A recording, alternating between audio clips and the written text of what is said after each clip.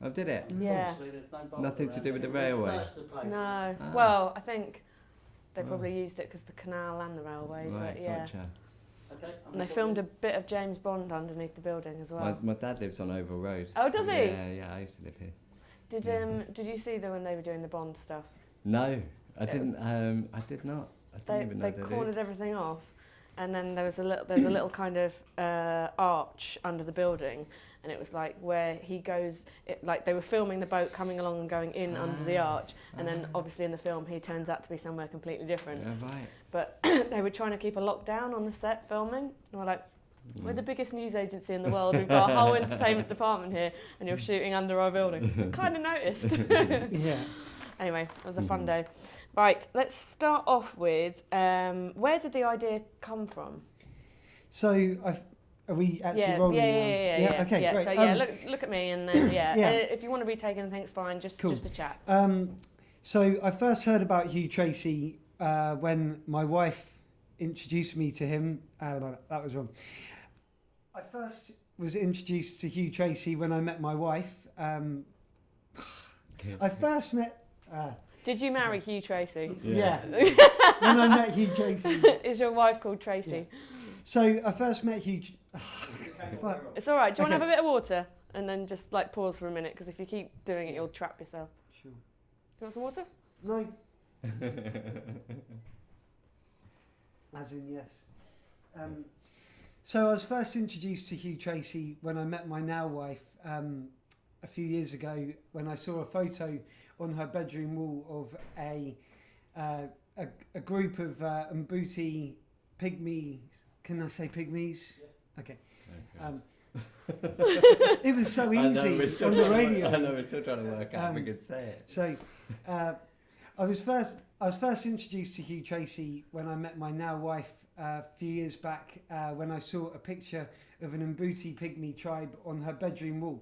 They're all staring in awe and wonder at a speaker, listening back to the recording that they just made, and it really intrigued me, and it set me on the journey to investigate the music of Africa.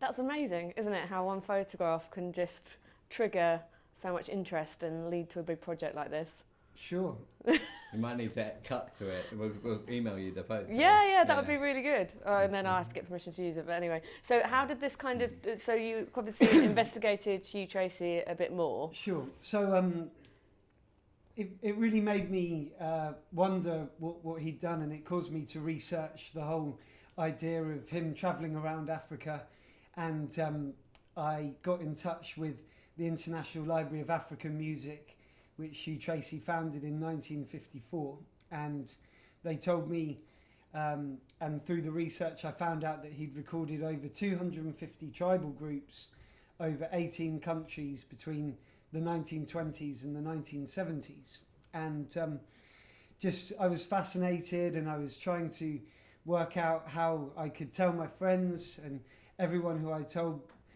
was fascinated by the story, and I was wondering why nobody knew about this amazing archive. So eventually we formulated the idea to remix the archive and raise money for charity, in a nutshell. That's brilliant. How did you get involved? Out in Malawi. Oh God, where did that come from? So I met Chris out in Malawi at a school that we're both involved with out there. And Chris told me this story. My background is music in the UK, and it just seemed I was looking for really to make a new record label that could be giving something back, and realised that this would be the perfect vehicle. And when Chris told me about it, we got permission from the archive and started reaching out to musicians and producers, trying to enrol them in the project. And was it easy to get permission? Because obviously no one had done it before, so... Well, it took about 5 years to build up a relationship with the archive, and through the family, really. Nothing had ever been done like this, and sort of persuading them that this was one way that we could introduce the archive to popular culture. They were very excited by the opportunity that we were trying to offer them. And how easy was it to get people involved in the project? I mean, once you hear the music, I imagine everyone gets very enthusiastic, but kind of explaining to them how it works and getting them on board. Surprisingly easy. I mean, there was no resistance. There hasn't really been any resistance along the way in any of this. It's just such a great story and for such a great cause. It's kind of selling itself. Talk about the cause. So where does the money go? There's a couple of projects, isn't there? So out in Malawi, this Beating Heart Malawi album is going to be raising money to build food gardens at schools in Malawi. And for every 1,500 albums sold, we'll be able to build a garden sustainably feeding 500 school children forever. So yeah, there's more information about that on our website. It's amazing. No, I've read all the stats and everything. It's just insane, really, that amount of albums can feed that amount of people. How do the projects work in the community? Are they already kind of up and running? There's been a pilot project going on for the last year collecting data about how much nutrition you can get out of 1 hectare of land.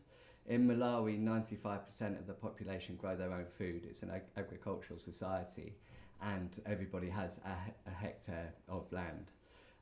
So through introducing drip irrigation techniques and organic fertilizers and pesticides, and just educating and providing a bit of funding to get those tools. And yeah, we can kind of, with the plan is to roll it out around the country. Starting at the schools, really, because the school that we met at, attendance has gone down from 600 to 300 in recent months because of the El Nino phenomenon and recent droughts and things. So trying to get the kids to come back to the schools where they can eat the food that they're learning how to grow. It's called the Garden to Mouth Initiative. What was the phenomenon that you mentioned? I can't even say that word. El Nino. Oh, El right, Nino. yeah, so weather. There's two of them, isn't there? El Nino. So it's the unpredictability of the rainy season. So people are not quite sure when they're going to plant their food. Sorry, can you say that again? Yeah, I'll check my phone as well. It's all right. You're fine. Did it pick up? No. No, it's fine. okay. Cool. So why? So you're starting with Malawi, aren't you? Are you planning to do this other places as well? Yeah, that's right. Because of our sort of chance meeting out at the orphanage, that's why we started in Malawi. But yeah, we intend to go on and find charities in the other 17 countries where Hugh Tracy recorded to sort of model this project. So that's the hope. So all the music on this album is rooted from Malawi? That's right, yes. The music on the album was recorded in the 1950s and it's been remixed by contemporary artists. Brilliant. Tell me about Malawi. What was it like? I first started going to Malawi about 3 years ago. It's a devastatingly beautiful place. It's one of the most beautiful places I've ever been. The landscape, the people are very warm and friendly. I've heard it described as the beginner's guide to Africa. It's safe to travel around. And it's relatively easy to travel around. It's not large like some of the other countries over there. And there's a sense of it's how the earth used to be. There's a real happiness there, even though in the spite of the tragedies and the poverty and everything. There is just a warmth that I haven't really experienced anywhere else. And what do they think of the remixes? Did you play them out there? Yeah, when we first played the tunes to the local people and DJs and everyone who we met, they were just astounded that anyone ever went to Malawi in the first place to record. Like they're strangely, I don't want to say that. The people were just surprised that this music even existed. They didn't think that anyone would ever be bothered, or some of the people who we met anyway, and they loved it. They loved to hear their history and hear recordings of that tradition that goes back for hundreds of years, sort of captured at that point in time. Did they recognise the music? Yes, some of the songs they recognised from years gone by. some of the songs they still sing today. And but it was just wonderful that Hugh Tracy captured this snapshot in time to show the history of Africa, I guess. That's brilliant. I think I have got everything I need. So now it's Piers' turn. Cheers. Thank you very much. Thank you.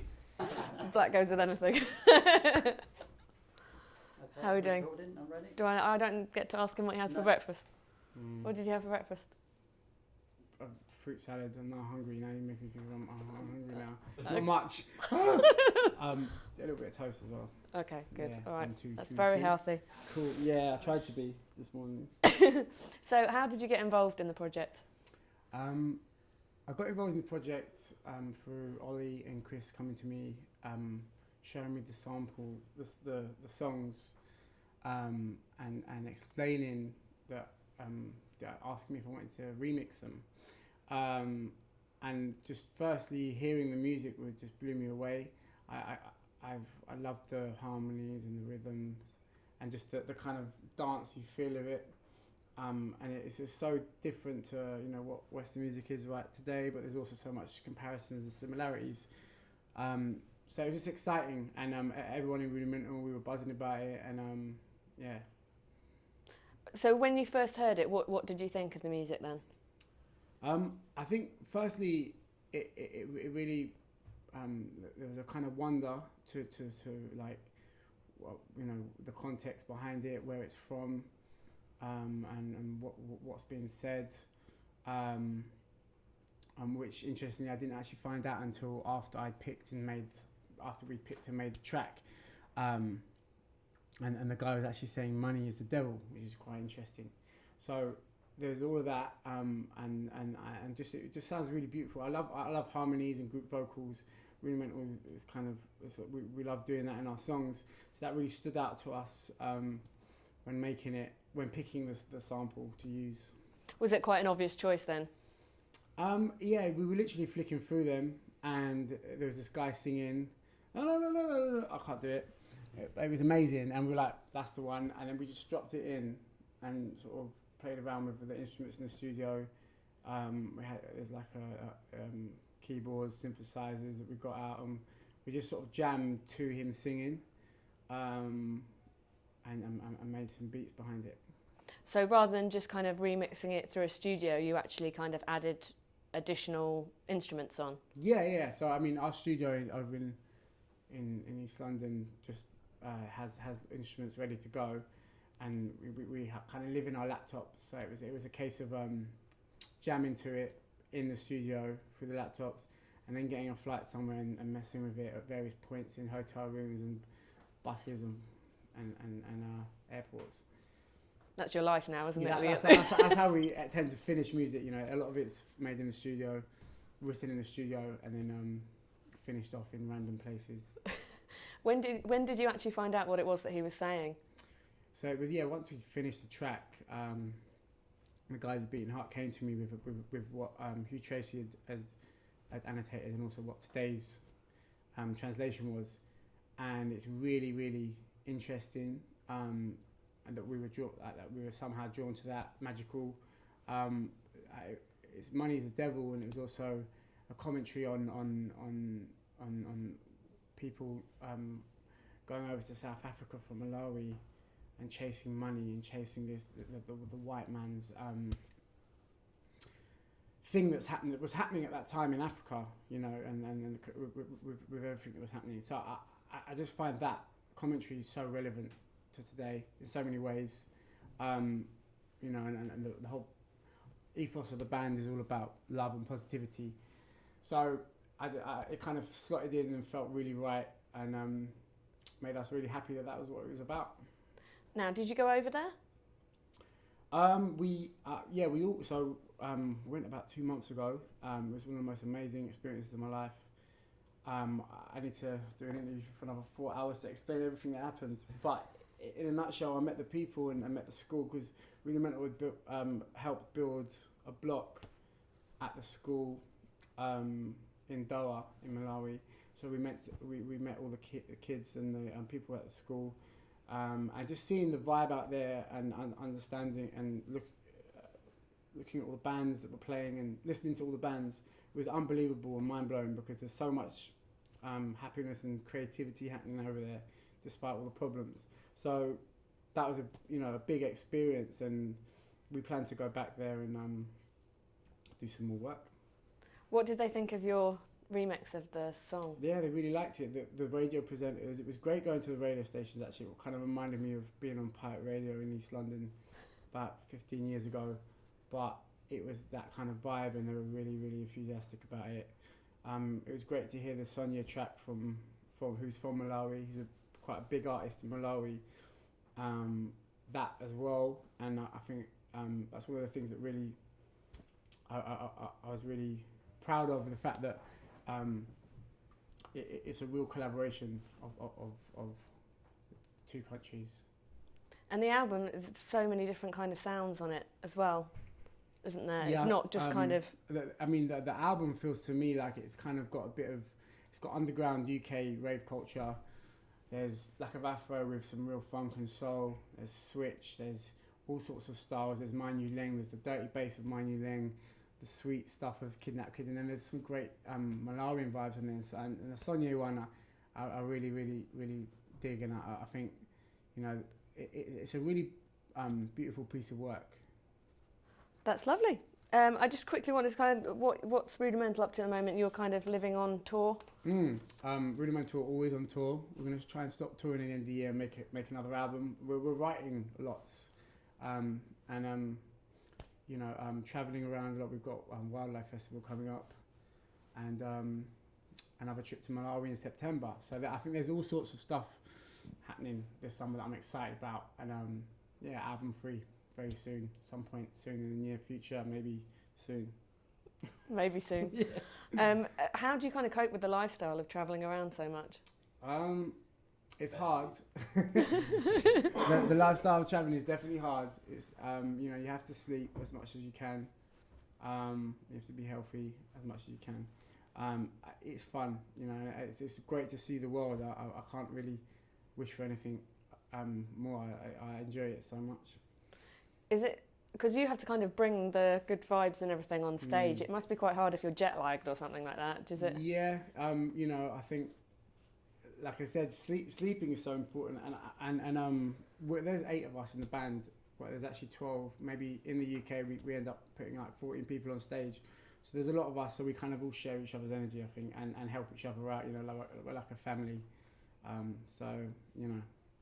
final question: Ed Sheeran, heard from him? Ed Sheeran, not heard from him, but know that he's probably out there somewhere in the world on a boat writing songs, and looking forward to when I meet him again. I'm kind of surprised you haven't bumped into him. You guys travel so much. He's gone off the radar, and I don't blame him, because he toured for about 10 years, so he deserves it. I'd love that if you bumped into him somewhere though. Next time you go to Malawi, he'd be sitting there. Good. Yeah, that would be amazing. Exactly. That's brilliant. We're hoping to go back to Malawi. So September. To do some collaboration. Oh yeah, that would be great. For the sequel. Yeah. Okay. Yeah, exactly. I think with us making album 3 at the end of the year, Rudimental, and going back out there in September, I think there's all sorts of exciting prospects for the future. So this project has influenced Rudimental's music. 100%. I mean, being out there has influenced me and the boys and everyone in the band, and making that song has definitely influenced our DJ sets and everything that we do. So I think it's a beautiful thing. Excellent. Thank you very much. All good. Cool.